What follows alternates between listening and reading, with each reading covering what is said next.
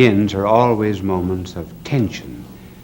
There's a countdown, and one is always waiting for the cue to start. It reminds me of a woman in an Arkansas town, a very small town. She was trying to crash the society in this village, but her husband was not very social, so she kept him upstairs with instructions that he was not to come down to the tea under any circumstances. She invited in the ladies, and she was charming them at tea, and her efforts were just about crowned with success when a voice was heard from upstairs. It was the husband, and he was saying, "Ma, there are only clean towels in the bathroom. Is it all right to start one?" So we get the cue and start a television show. And this one is about America. Sometimes the Europeans make great fun of us. This really and truly happened to a friend of mine who was studying in Switzerland. And it seems this American had gone over for his first visit to Europe. And my friend in Switzerland, who was an American, said, "Well, how do you like Europe?" "Oh," he said, "I don't like anything about it." He said, "They're not up to date. They do not have the latest gadgets. The television not in the hotel rooms." And then he said, "Buildings are old." He said, "There are churches here that are over 1,000 years old." And then dirty. "I don't find anything beautiful here." My American friend said, "Well, don't you think Switzerland is beautiful?" He said, "Take away the scenery, and what have you got left?"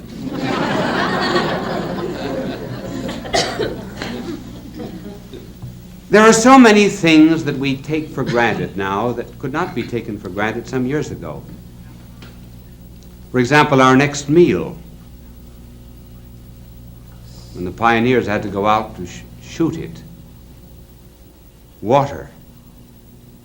But now we take everything for granted.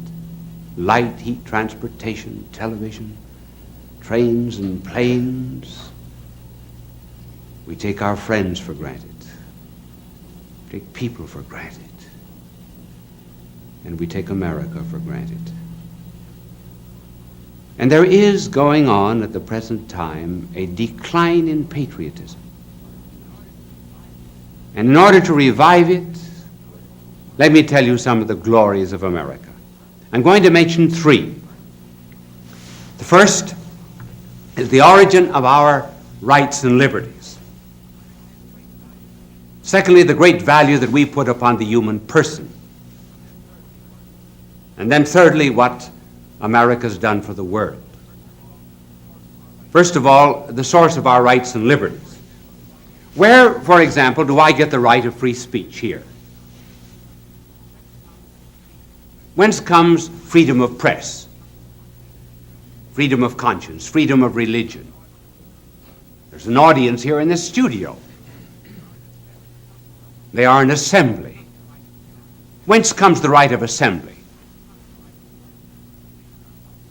Don't you think that our founding fathers had to ask themselves these questions?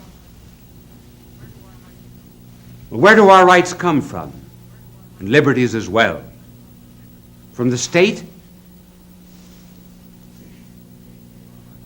If the state gave our rights, the state could take them away. Does the federal government give us our rights and liberties? If the federal government gave us our rights and liberties, the federal government could take them away. On March the 15th, we feel it takes almost everything else away and might take away our rights and liberties. Our founding fathers had to ask themselves these questions, and they searched about for some basis and some ground of our liberties. And they looked to one theory that was being held in Europe at the time, namely that rights and liberties come from Parliament. Founding fathers rejected that. Then they considered another theory, that they come from the will of the majority. And rightly, they refused to accept that view. They wanted a country in which rights and liberties did not come from the will of the majority in an election. They wanted a country in which the majority would be the custodian of minority rights. And they finally found the source of rights and liberties, and they set it down in the second paragraph of our Declaration of Independence. It is a self-evident principle that the Creator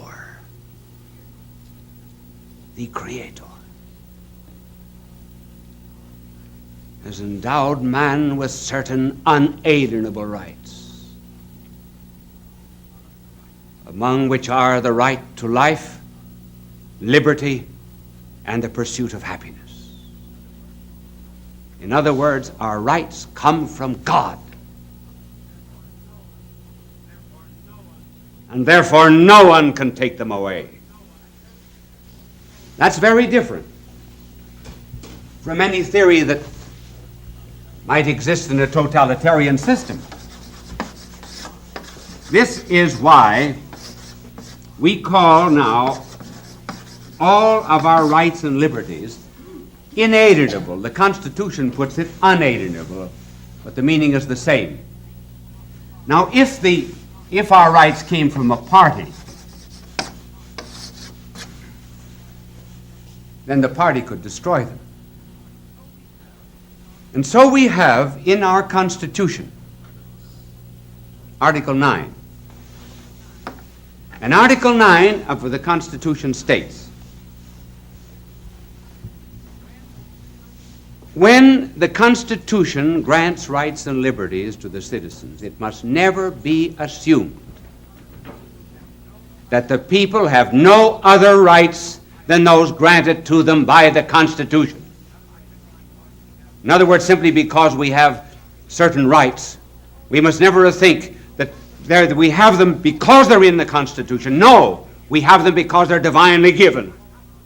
And we do not have to wait for all of our rights and liberties in the enumeration by a Bill of Rights or the Constitution. See our country as theological foundations. In other words, our Declaration of Independence is a declaration of dependence. We are independent because we are dependent on God.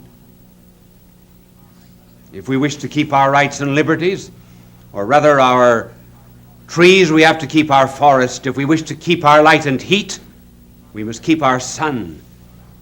If we wish to keep our perfumes, we must keep our flowers. And if we wish to keep our rights and liberties, we must also keep our God. Piety and patriotism go together. That's the first glory of being an American. And then there's another. And this second glory has to do with the value that our government puts upon the human person. Have you ever noticed how our Constitution begins? It begins, you see, no matter what I talk about, my angel cleans my board for me. Even though it's on the Constitution, he still works faithfully. Now here is the way our Constitution begins. We, the people,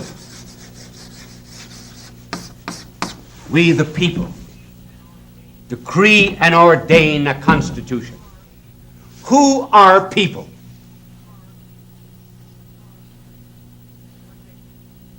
What makes people?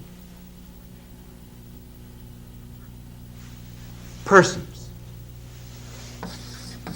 make people. What is a person? Person is someone who answers the question, who is it? A person is one who has rights and liberties, even though he is not useful, like a baby or a sick person. But above all, a person is one who cannot be replaced, like your mother, father, wife, husband, so forth. And a person is one who is self-determined.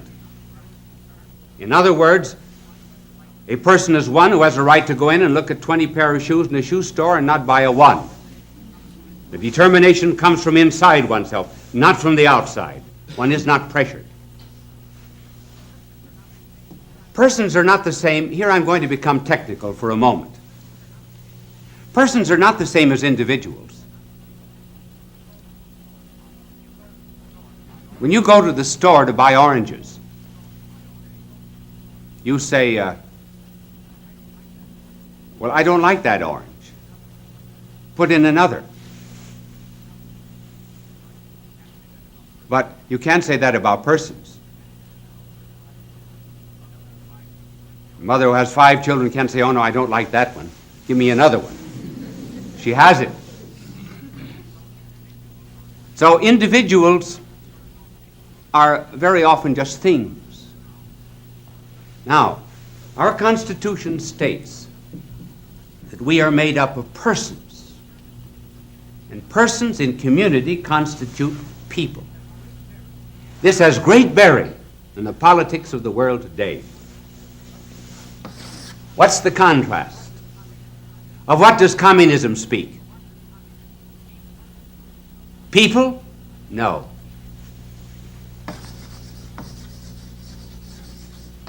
Masses. Who are masses? They're persons who began to be individuals, who lost all sense of responsibility, and then began to be amalgamated into a mass. And all the direction of the masses comes from outside of the persons. They are not self-determining. It's the party that determines. It's the dictator that determines. We are not masses. We are people. One can beware of anyone who speaks. Therefore, the American nation is being made up of masses. Karl Marx, who founded communism, said, the individual has no value, the person has no value, except he is a member of the Communist Party. If he's not a member of the party, he has no value. We say he has value independent of any party. I remember some years ago, Haywood Broun, the great journalist, told me of a friend of his who was a cartoonist for the Daily Worker, which was the communist daily in New York City. And this cartoonist had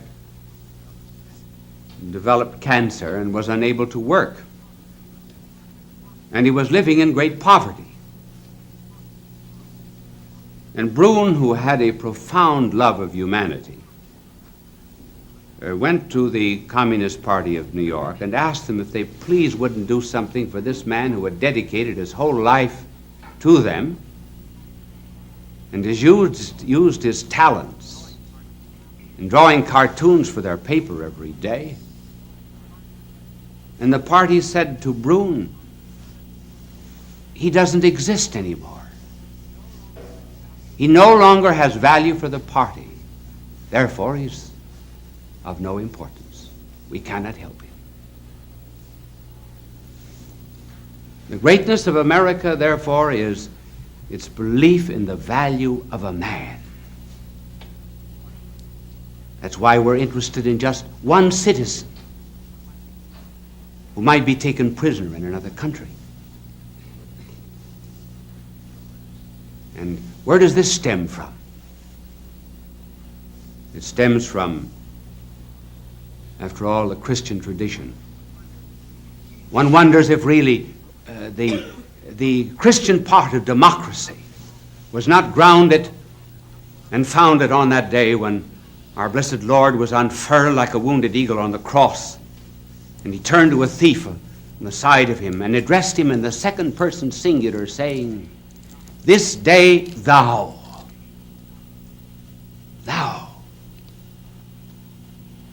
shalt be with me in paradise. He called his sheep by name. Everyone had a value because he was a person and therefore bore the image and likeness of God. This is the second glory of being an American. And the third and final, though there are more, but we do not have time to develop them all. It's our relationship to the rest of the world.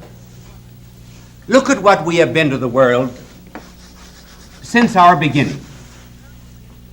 The very beginning of our national history was one in which the United States was a sanctuary to the persecuted peoples of the world.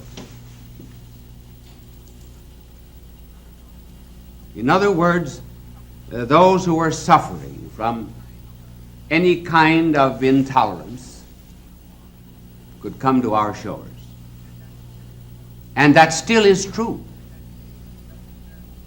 Just as there was a ring on the door of certain churches in the Middle Ages where a criminal was pursued by law could have recourse. If he touched that ring, he was immune from civil prosecution, threw himself upon the mercies of God and the church. And we've been that sanctuary to peoples of other lands. And then we became an arsenal.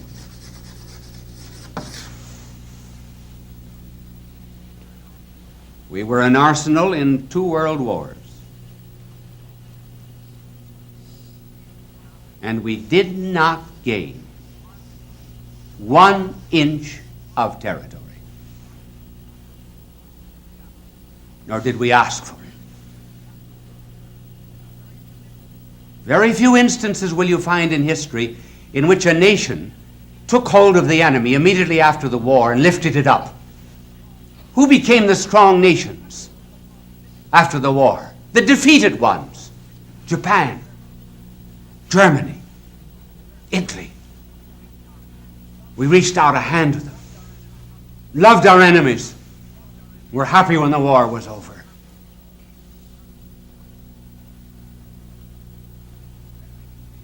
Then we became, and this is what we are at the present moment, we are a pantry.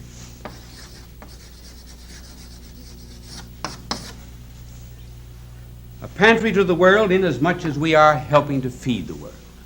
And I'm speaking not just of giving money, because that does not make many friends. I rather speak of the food that we are sending to the 2/3 of the people of the world who go to bed hungry every night. Do you not think that this is going to draw down upon us many of the blessings of God? While we find complaints, there are always complaints in any human temporal society, nevertheless, I believe really and truly that we are destined under providence to be a secondary cause for the preservation of the liberties of the world.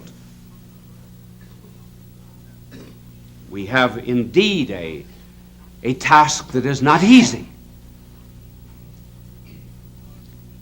because the people that are being pursued by totalitarian states have to depend upon us, and Providence has asked us to succor them. We're something like Simon of Cyrene.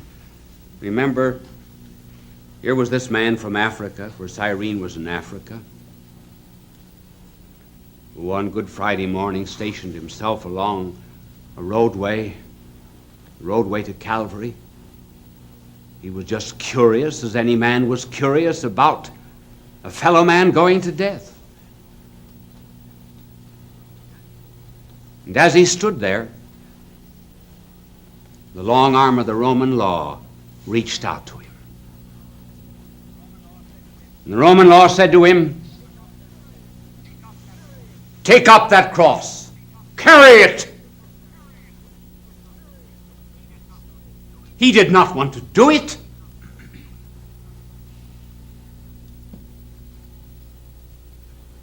But he carried it. After a while, the burden became sweet and the yoke light. And so it is with America. Here, a great part of the world laboring under communism and in danger of being consumed by it is on this terrible roadway of modern politics, and Providence is laying its hand on the shoulder of America and saying, take up their cross, carry it. And we're carrying a nobler cross than we know, and even a nobler cross than we deserve. Yes, we're brought close to danger, that is true, and we're like the eagles, you know, that build their nests high in the crevices, always overlooking abysses. And then when the mother eagle has hatched out the young, she will push one of the young birds over the nest. And the little eagle will fall down to what must seem like certain death. And just before it crashes in the rocks below, the mother eagle swoops down and gathers up its young on its giant pinions, flies into the air, and then out from under the bird, catches it again before it falls, repeats the process until the bird has learned to fly. And so America's pushed close and close, very often to disaster. And yet Providence, somehow or other each time, is gathering us on its giant wings. As Moses said, as the eagle stirs among its young, so God stirs among the nations, and particularly our own. And that maybe is why we, in the profundity of our vocation, have chosen as our symbol not a serpent, not a lion seeking the one whom it would devour, but we've chosen as our national symbol an eagle, flying upwards and onwards to the source of all our rights and liberties, unto God. Bishop Sheen was a pioneer in Christian broadcasting. He produced thousands of radio shows and appeared on countless television programs. When he received television's Emmy Award, Bishop Sheen said, "Thank God for a good season." The Greeks used to speak of piety, and by piety they meant love of God, love of neighbor, and love of country. Be proud of your country, as Paul was proud, saying, "Cibus Romanus sum, I am a Roman, and so I am an American." Bye now, and God love you. Fulton J. Sheen is indeed a man for all seasons. He walked a paced beat, allowing us to glimpse his nature and ponder its worth and to enjoy its presence. Bishop Sheen authored over 90 books. He broadcast countless radio and television programs and ministered in many parts of the world to people of every belief. As he said many times, it is not a unity of religion we plead for, but a unity of religious people. We may not be able to meet in the same pew, but we can meet on our knees. The bishop wrote 94 books, recorded countless